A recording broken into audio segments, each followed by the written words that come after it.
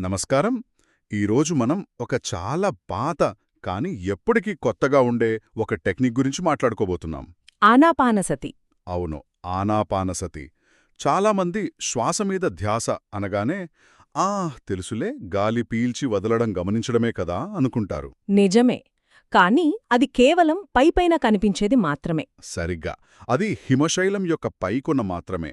మన దగ్గరున్న భంతే సిద్ధార్థగాని ప్రవచనం ప్రకారం ఈ సాధారణంగా కనిపించే ప్రక్రియలో ఒక పూర్తి విముక్తి మార్గం దాగి ఉంది. మీరు సరిగ్గా చెప్పారు. అది కేవలం రిలాక్స్ అవ్వడానికి చేసే టెక్నిక్ కాదు. చూడండి, ఆ కాలంలో బుద్ధుని శిష్యులు రకరకాల ధ్యాన పద్ధతులు చేసేవారు. ఓ అవునా? అవును. కొందరు శరీరంపై, కొందరు మరణంపై, ఇలా రకరకాలుగా. బుద్ధుడు వాళ్ళందరినీ ఒకే తాటిపైకి తీసుకురావడానికి, అందరికీ వర్తించే ఒక శక్తివంతమైన, సమగ్రమైన మార్గాన్ని అందించాలనుకున్నారు. అందరికోసం ఒకే పద్ధతి అన్నమాట. అదే ఈ ఆనాపానసతి. ఇది ఒక స్విస్ ఆర్మీ నైఫ్ లాంటిది. ఒకే టూల్తో ఎన్నో పనులు చేయొచ్చు. అద్భుతం. అయితే ఈరోజు మన పని ఆ స్విస్ ఆర్మీ నైఫ్లోని ఒక్కో సాధనాన్ని బయటికి తీసి పరిశీలించడం. అంటే సాధారణ శ్వాసతో మొదలుపెట్టి. అది మన శరీరం, భావాలు, మనస్సు. అవును. చివరకు మన ప్రపంచ దృక్పథాన్ని ఎలా మారుస్తుందో ఆ 16 దశల ప్రయాణాన్ని విశ్లేషిద్దాం. పదండి, ఈ ప్రయాణంలో మనల్ని మనం కొత్తగా కనుగొనే ప్రయత్నం చేద్దాం. సరే, అయితే మొదలుపెడదాం. ఈ ప్రయాణంలో మొదటి మజిలీ శరీరం. ఆధారం ప్రకారం మొదటి 4 దశలు శరీరంపై దృష్టి పెట్టడంతో మొదలవుతాయి. కాయానుపස්සన. అవును, కాయానుపස්සన. అంటే మన శ్వాసను అనుభూతి చెందడం. ఇది వినడానికి చాలా సులభంగా అనిపిస్తోంది కదా. అక్కడే చాలామంది పొరబడతారు. ఇది కేవలం గాలి లోపలికి వెళ్తోంది, బయటకు వస్తోంది అని తెలుసుకోవడం కాదు. మరింకేంటి? భంతే సిద్ధార్థ గారు నొక్కి చెప్పిన విషయమేమిటంటే, ఇక్కడ స్పృహ చాలా పదునుగా ఉండాలి. ఎంత పదునుగా అంటే, ఎంత పదునుగా? మీరిప్పుడు పీల్చిన శ్వాసకు, దీని తర్వాత పీల్చబోయే శ్వాసకు మధ్య ఉన్న తేడాను గుర్తించగలగాలి. ఒక్క నిమిషం. 2 శ్వాసల మధ్య తేడానా? అది కొంచెం కష్టంగా అనిపించదా? అసలు అంత సూక్ష్మంగా గమనించడం సాధ్యమేనా? మంచి ప్రశ్న. మొదట్లో అసాధ్యంగానే అనిపిస్తోంది. కాని ప్రయత్నిస్తూ ఉంటే మనస్సు సూక్ష్మమవుతుంది. అప్పుడు మీకే తెలుస్తుంది. ఏం తెలుస్తుంది? ఒక శ్వాస పొడవుగా, నెమ్మదిగా ఉంటుంది. మరొకటి హడావిడిగా, పొట్టిగా ఉంటుంది. ఒకటి చల్లగా ముక్కుపుటాలను తాకుతుంది. మరొకటి వెచ్చగా అనిపిస్తుంది. ఓ ఓకే. ఈ సూక్ష్మమైన తేడాలను గమనించడం మొదలుపెట్టినప్పుడు మనస్సుకి బయటి విషయాలపైకి వెళ్లే తీరిక ఉండదు. దాని ఏకాగ్రత మొత్తం శ్వాసపైనే కేంద్రీకృతమవుతుంది. సరిగ్గా. అంటే ఇక్కడే అసలు మలుపు మొదలవుతుందన్నమాట. మనస్సు 100% శ్వాసతో ఉన్నప్పుడు బయటి ప్రపంచం, శబ్దాలు, ఆలోచనలు నెమ్మదిగా మాయమవుతాయి. అవును. అప్పుడు మనం శ్వాస యొక్క పూర్తి జీవిత చక్రాన్ని చూడగలుగుతాం. దాని సున్నితమైన ప్రారంభం, అది నెమ్మదిగా పెరగడం, శిఖరానికి చేరడం, ఆ తరువాత నెమ్మదిగా క్షీణించి మళ్లీ కొత్త శ్వాసగా మొదలవ్వడం. ఒక పూర్తి సైకిల్. ఈ దశలో మనస్సు గతాన్ని, భవిష్యత్తును పూర్తిగా వదిలేసి వర్తమానంలో స్థిరపడుతుంది. అవును. అలా జరిగినప్పుడు శ్వాస కూడా నెమ్మదిగా, ప్రశాంతంగా, దాదాపు ఆగిపోయిందేమో అన్నంత సూక్ష్మంగా మారిపోతుంది. ఆ ప్రశాంతతే కాయానుపස්සన యొక్క పరాకాష్ట. అంటే శరీరంపై ఉన్న ఉద్రిక్తత, దాని ఉనికిపై ఉన్న పట్టు సడలిపోవటం. సరిగ్గా. మనం ఒక శరీరాన్ని కలిగి ఉన్నామనే భావన నుండి శరీరం కేవలం ఉంది అనే స్థితికి చేరుకుంటాం. ఓకే. శరీరం ప్రశాంతమైంది, మన దృష్టి పూర్తిగా లోపలికి మళ్ళింది. తర్వాత ఏమవుతుంది? సాధారణంగా ప్రశాంతత తర్వాత నిద్ర వస్తుంది.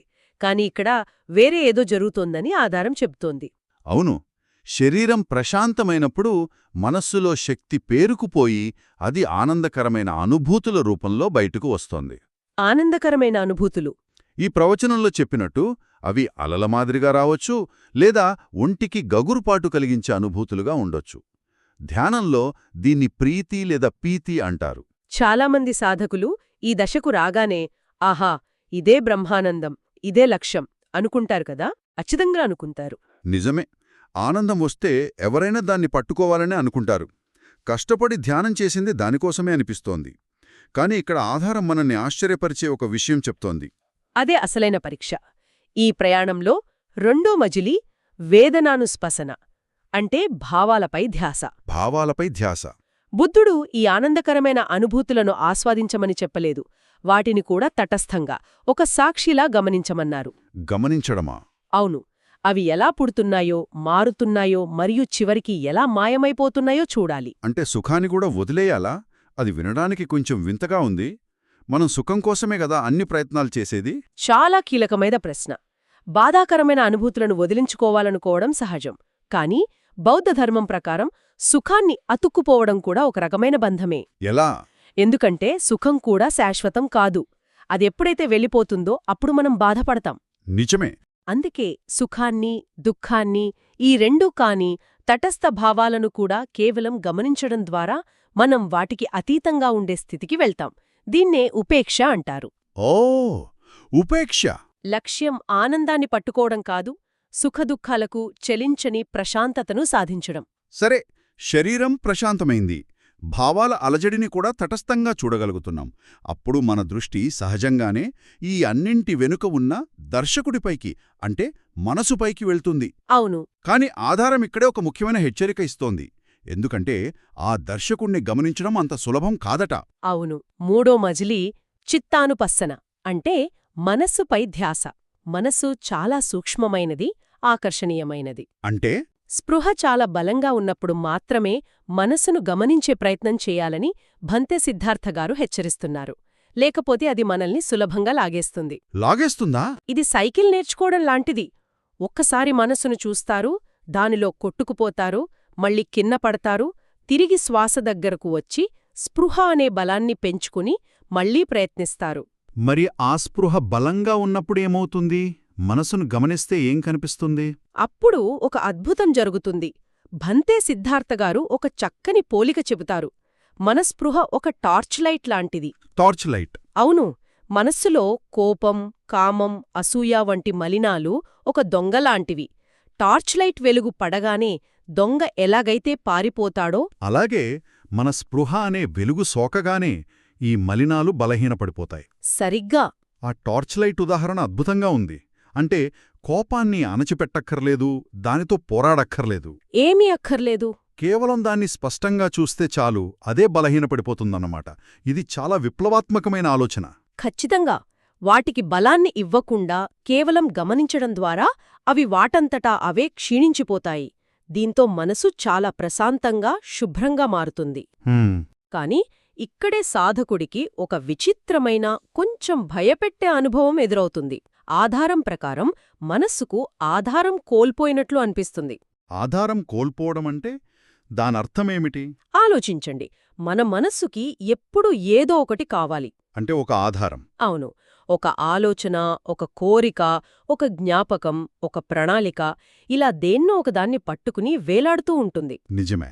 ధ్యానంలో ఈ ఆధారాలన్నీ తొలగిపోయినప్పుడు మనస్సు ఒక శూన్యంలోకి జారుకుంటుంది.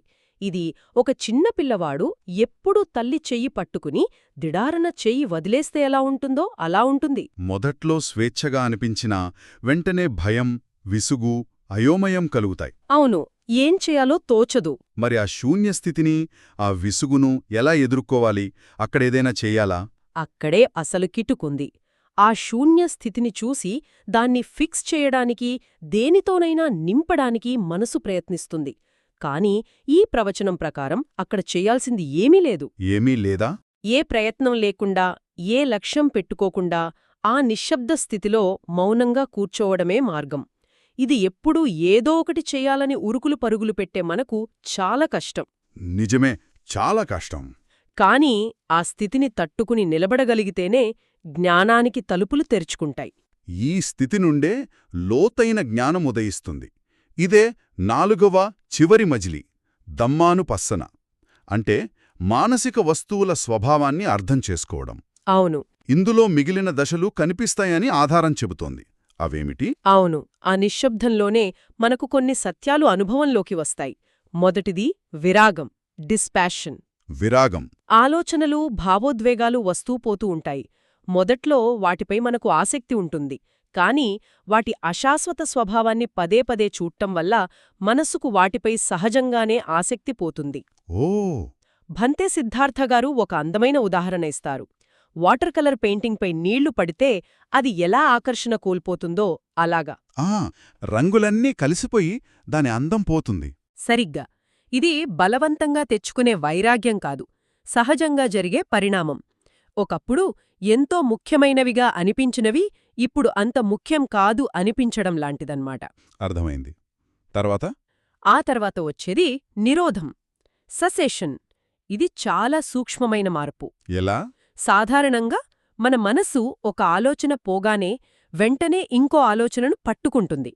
కాని ఈ దశలో మనసు కొత్తదాన్ని పట్టుకోవడానికి బదులు పాతది అంతమైపోయే క్షణాన్ని గమనించడంలో ఆసక్తి చూపిస్తుంది. ఒక బుడగ పేలిపోయే క్షణాన్ని చూడటం లాంటిదా?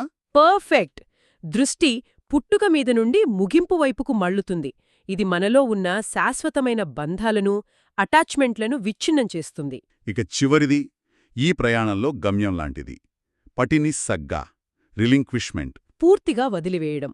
ఇది వినడానికి చాలా తాత్వికంగా ఉంది, కాని ఆధారం దీని చాలా ఆచరణాత్మకమైన విషయంతో ముడిపెడుతోంది గదా. అవును, ఇదే అన్నిటికన్నా ముఖ్యమైనది.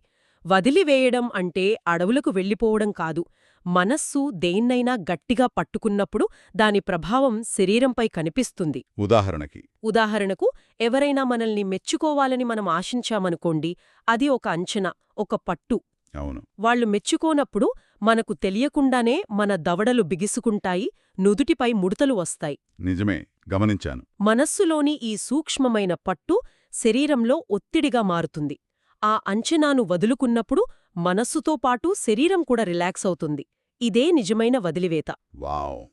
అయితే ఈ మొత్తం ప్రయాణం యొక్క సారాంశమేమిటి? శ్వాసతో మొదలై శరీరం, భావాలు, మనస్సుల గుండా ప్రయాణించి చివరికి వదిలివేయడం దగ్గర ముగుస్తోంది. అవును.